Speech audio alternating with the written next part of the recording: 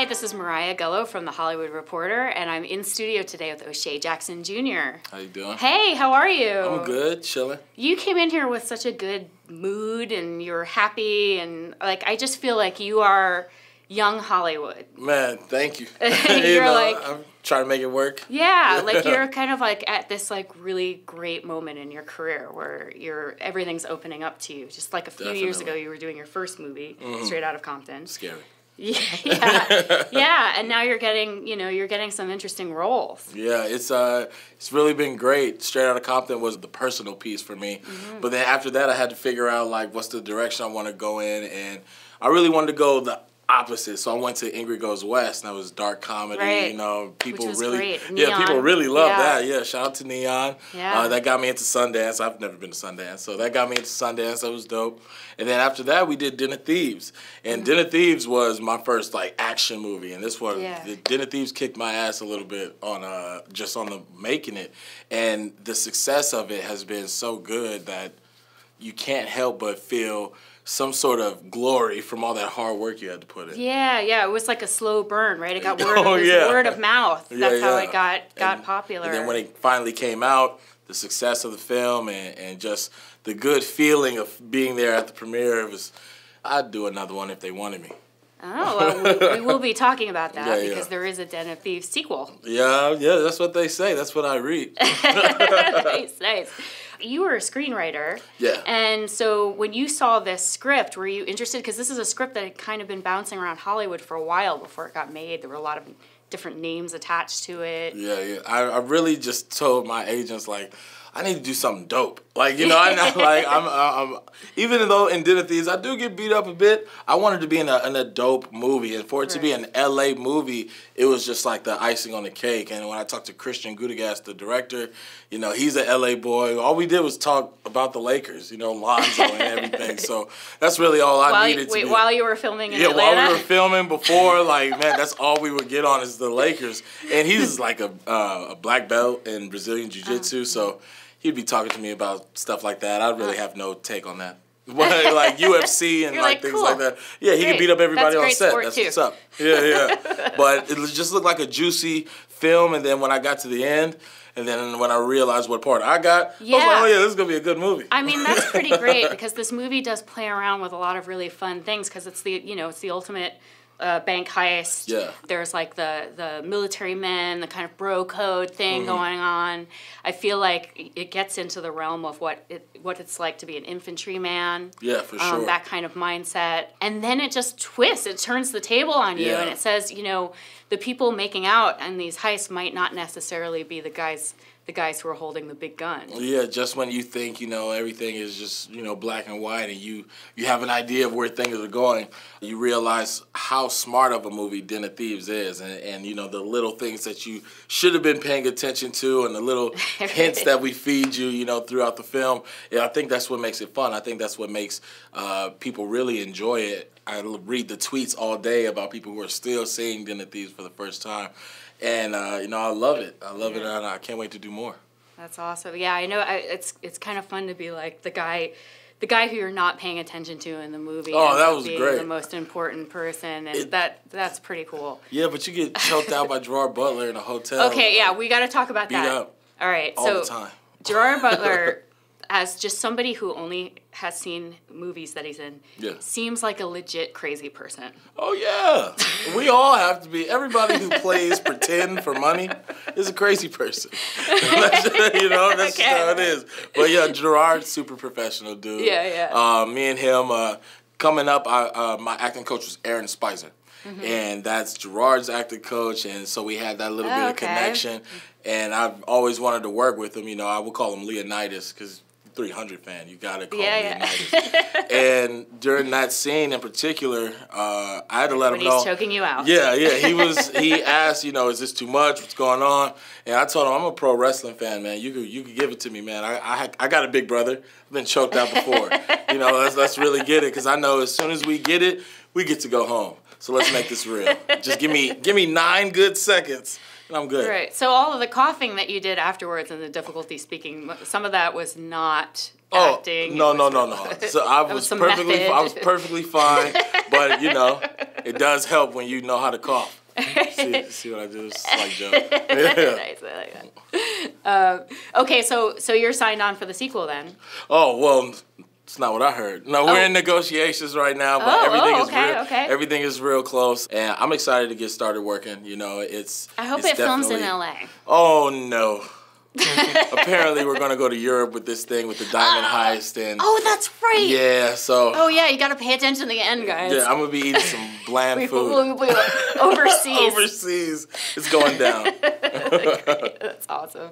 It's one of the things about being an actor. You have to at least make one movie in like Budapest or Hungary or like some, like one of those like crazy Eastern European countries. Yeah, I definitely am gonna enjoy. I got a press tour coming up for Godzilla, King of All Monsters, and that's gonna take me around the world. All right. That's amazing. Are you gonna be seeing some countries that you've never seen before, or have you already been on tour? I've been to Japan. I did music tours with my dad before I was an actor. So Australia, I love Australia. I can't wait to get to Australia.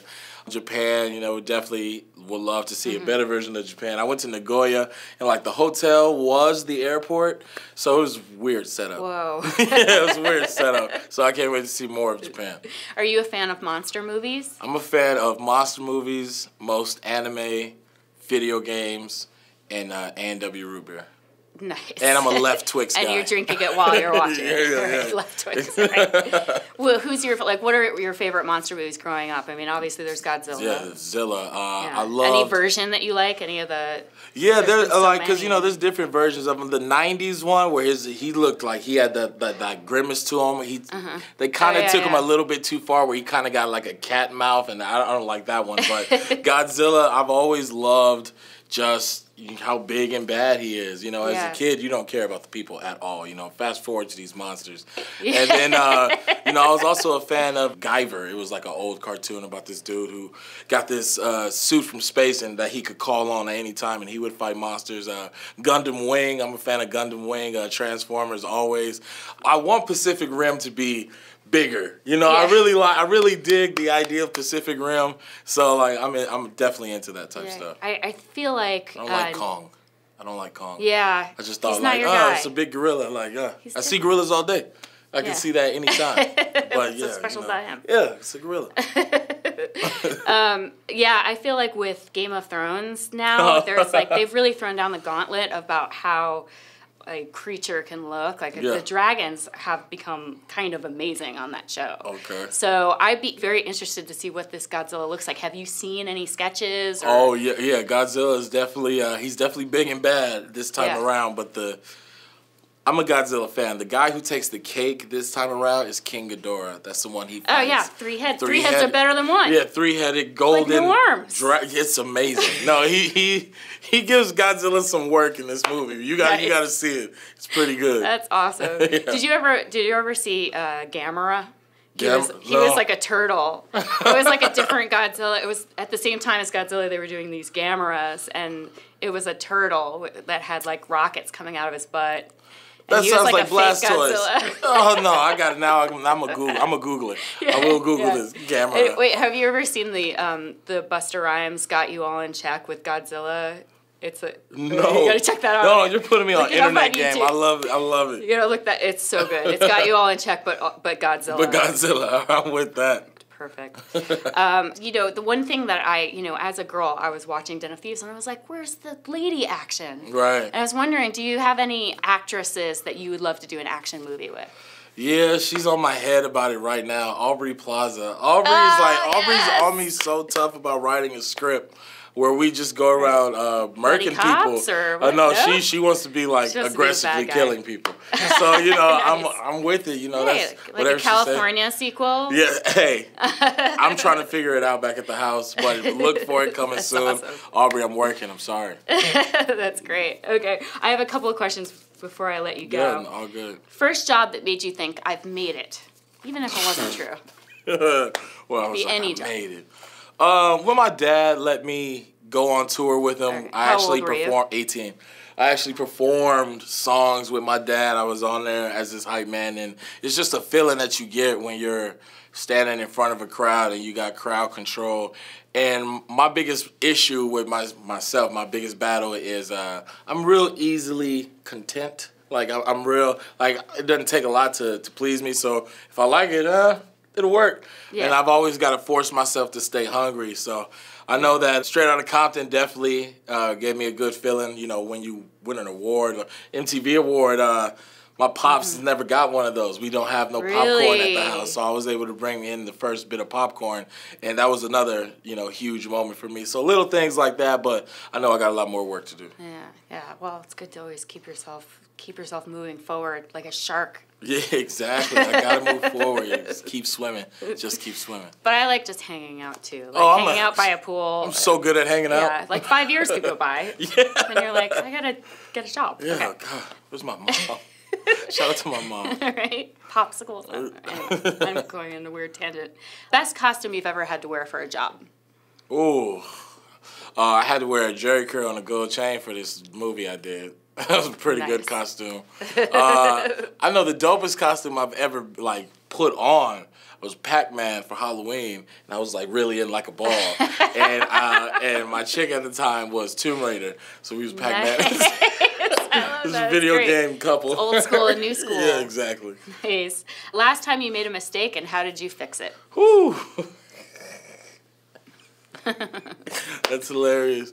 I accidentally dropped the hookah, and it went onto my PlayStation 4, and I fixed it by buying a new PlayStation 4. That's good. Yeah. That's good. It's very practical. Worst audition experience?